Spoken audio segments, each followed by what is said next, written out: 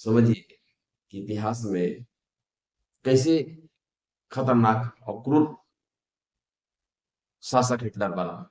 उसकी क्रूरता का हद इतनी चरम पर थी कि शायद आज तक इस धरती पर इतिहास में ऐसे तानाशाह और क्रूर शासक आज इतिहास में नहीं मिलेगा। तो हम कहते हैं कि अपने इतिहास को जानने के लिए इस वीडियो के अंत तक देखें कि क्या ये क्रूरता का हद क्यों पार किया था। हिटलर का जीवन परिचय। हिटलर का जन्म 20 अप्रैल 1889 को, 20 अप्रैल 1889, हंगरी, ऑस्ट्रिया।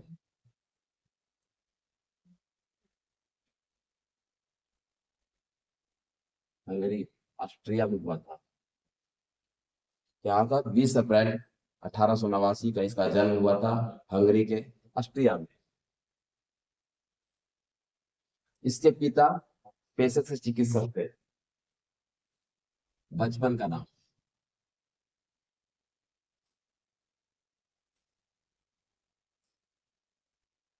बचपन का नाम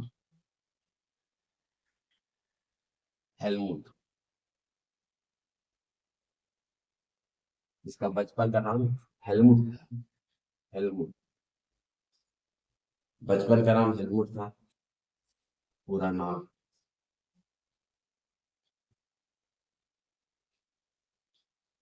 एडोल्फ हिटलर। और इसका पूरा नाम था हिटलर, लेकिन हिटलर का नाम से ही प्रसिद्ध है। तो ये अधिकतर परीक्षाओं में पूछा जाता है कि हिटलर का पूरा नाम क्या था। तो एडोल्फ हिटलर। हिटलर का बचपन से क्या नाम था, तो हेलमुट। हिटलर का जन्म कहाँ हुआ था, हंगरी, ऑस्ट्रिया, 20 अप्रैल 1889। सीता, पिता का नाम था अलाइस। Alice Hitler. माता कलारा हिटलर। एक कहानी थी, जब हिटलर का जन्म हुआ था, उसकी 11 साल की अवस्था थी। तो 11 साल की अवस्था में उसके माता पिता दोनों आपस में एक गहरी और गंभीर मुद्दे पर बात कर रहे थे कि कल हमें पार्क में जाना है और अपने तीनों परिवार के साथ एक साथ जीवन को समाप्त कर देना है। क्योंकि हिटलर के पिता को डर था कि हमें यहूदियों द्वारा बहुत बेरहमी से मारा जाएगा।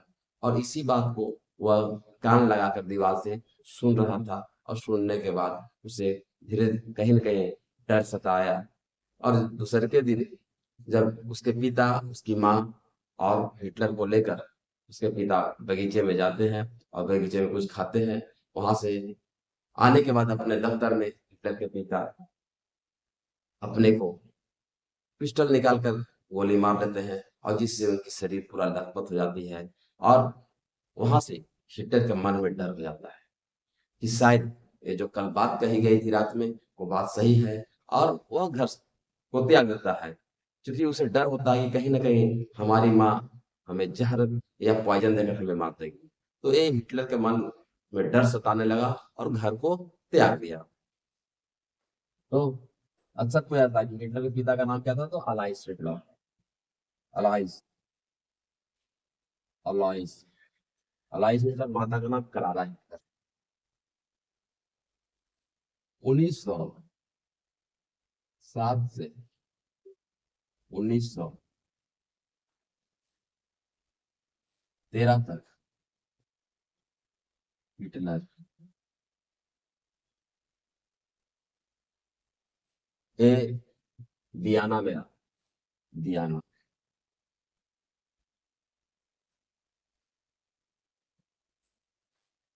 वियना। वियना में रहा और यही से उसके मन में हिटलर के प्रति एक तो पिता जो आत्महत्या के थे और दूसरा वियना का एक मेयर था।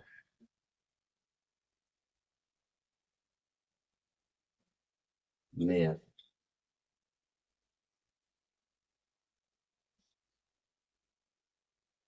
मेयर ये जो मेयर था वियना का, वो अधिकतर यहूदियों को सपोर्ट करता था। और यहूदी को सपोर्ट करना, यहूदी के बारे में सोचना, यहूदी के लिए काम करना, ये नागवार लगा था हिटलर को। जो उन्होंने ठान लिया था कि अगर मुझे ताकत और शक्ति जिस दिन प्राप्त हुआ, मैं पूरे यहूदियों को चुन चुन कर मारूंगा। और 1925 से 1992 में यह रहा और 1914 से 1918 तक जब प्रथम विश्व युद्ध, प्रथम विश्व युद्ध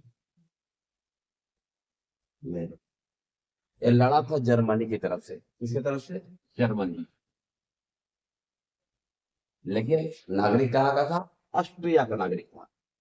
कहाँ का नागरिक? ऑस्ट्रिया से। इसको दो बार 1914 में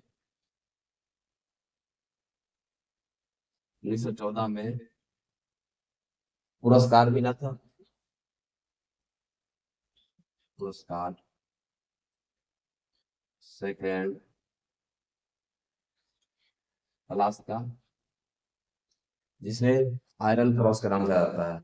आयरन क्रॉस एकदम। फिर 1918 में 1918 में फर्स्ट क्लास का,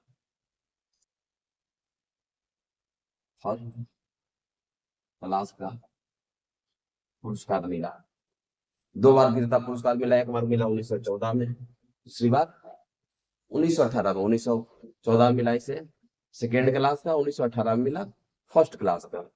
और इस प्रकार से वह जर्मनी में रह रहा था। लेकिन 1919 में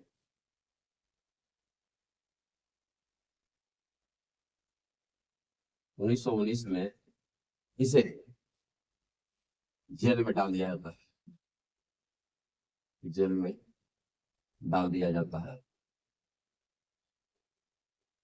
1919 में जर्मनी के जेल में डाल दिया जाता है क्योंकि वह जर्मन का नागरिकता प्राप्त नहीं था। और जेल में ही मिल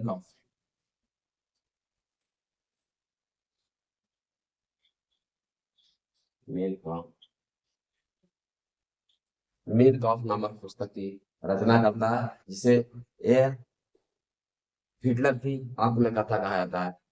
अधिकतर क्वेश्चन पूछा जाता है प्रतियोगिता परीक्षाओं में कि हिटलर की आत्मकथा क्या नाम था, तो वह मीन कॉफ। अगला क्वेश्चन पूछता है कि हिटलर ने मीन कॉफ को कहाँ लिखा, तो जेल, जेल में ही इसने लिखा था। 1900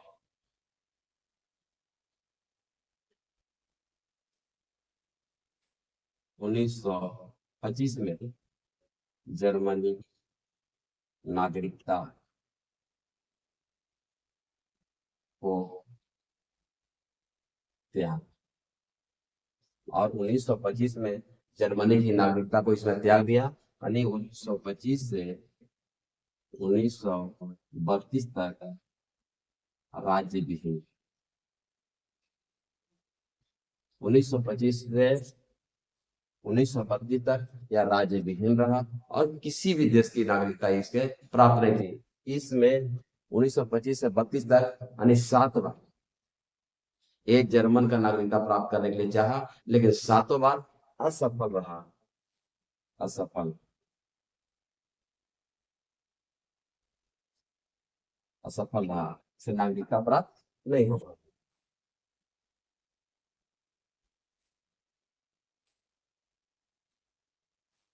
1932 में जर्मनी के मंत्री।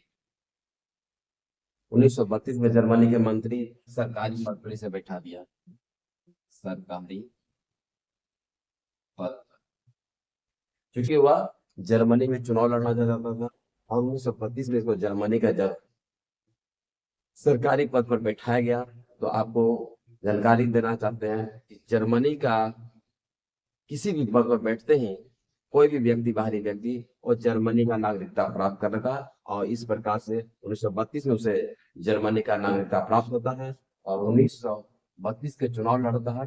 और चुनाव लड़ते ही वह अच्छे बहुमत से जीतता है। इसके बाद वहां 1933 में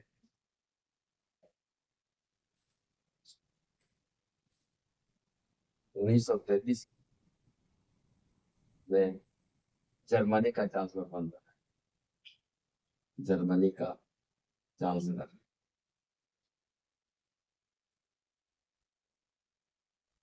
जर्मनी का चांसलर बनता है 1933 में। क्वेश्चन अधिकतर पूछा जाता है कि जर्मनी का चांसलर हिटलर कब बना, तो 1933 में। और 1934 में जर्मनी के जो राष्ट्रपति थे हिंडनबर्ग, हिंडनबर्ग, इनकी मृत्यु होती है 1934 में। और 1934 में जब हिंडनबर्ग की मृत्यु होती है तो वह पूरे जर्मन की ताकत, शक्ति और वहां के संवैधानिक ताकत को अपने हाथों में ले लेता है।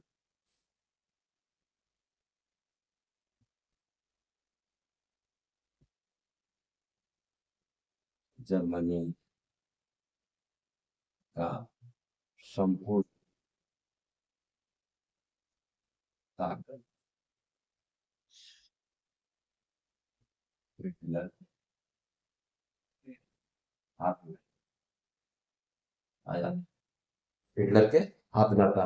और इसी समय से जैसे ही उसके हाथों में जर्मनी की शक्ति आती है और यह लगातार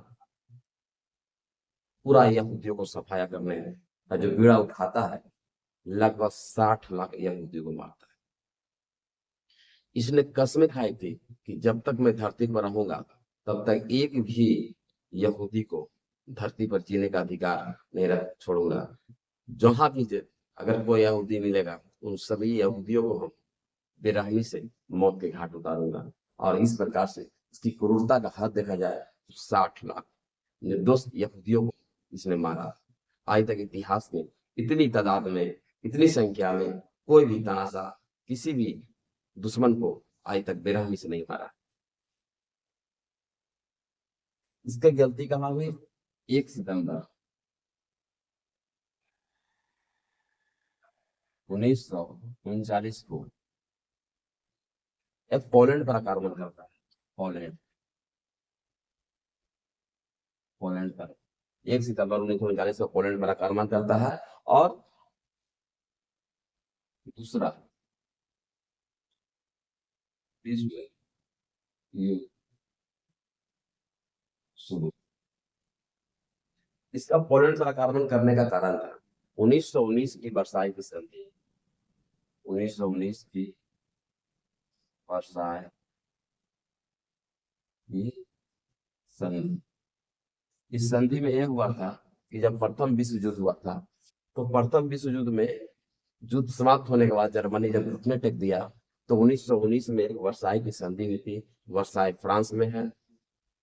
और वही जब संधि हुई तो उस संधि में पूर्ण रूप से जर्मनी को दोषी ठहराया गया। और जितने भी द्वितीय विश्व युद्ध में फ्रांस की, रूस की, इंग्लैंड की, ब्रिटेन की और अमेरिका की जो धन की हानि हुई थी, क्षति हुई थी, उस सभी धन को कर्ज के रूप में चुकाने की जिम्मा जर्मनी को दिया गया था। और जर्मनी की जितना जो औद्योगिक क्षेत्र था, इन सभी औद्योगिक क्षेत्र पर 4 देश मिलकर कब्जा कर लिए थे। तो 1919 की वर्साई की संधि का आज उसके दिल में था, जो यह बदला लेना चाहता था। और 1939 में इसने पोलैंड पर आक्रमण किया। द्वितीय विश्व युद्ध शुरू हो जाता है। और जब द्वितीय विश्व युद्ध शुरू होता है तो द्वितीय विश्व युद्ध चलता है लगभग 6 साल। 6 साल इसमें एक साथ 10 भाग लेते हैं और अंततः जर्मनी की हार होती है जर्मनी की हार तब होती है जब एक तरफ से रसिया, दूसरे तरफ से फ्रांस, तीसरे तरफ से ब्रिटेन और चौथे तरफ से हवाई फायरिंग अमेरिका करने लगा। तो चार देश जब मिलकर जर्मनी को मारना शुरू किया तो जर्मनी अंततः बुरी तरह से परास्त हुआ और घुटने टेकने के लिए मजबूर हुआ। 29 अप्रैल 29 अप्रैल 1945 को इसने विवाह किया। किससे? Eva brown. Eva brown. Eva brown एक महिला थी जो उसकी प्रेमिका थी, उससे विवाह करता है। और ये ईवा ब्राउन फोटोग्राफर थी, फोटोग्राफर। यानी 29 अप्रैल 1945 को शादी करता है और 30 अप्रैल 1945 को अपने बंकर में जाता है और सबसे पहले ईवा ब्राउन को गोली मारता है। इसके बाद खुद को गोली मार लेता है और जीवन समाप्त। यानी हिटलर का अंत। वह जानता था कि अगर हम खुद को गोली मारकर नहीं मरते हैं या हम अपने जीवन को समाप्त नहीं करते हैं तो हमें बहुत बुरी और बेरहमी तरह से मारा गया। इसलिए उसने इस कदम को उठाया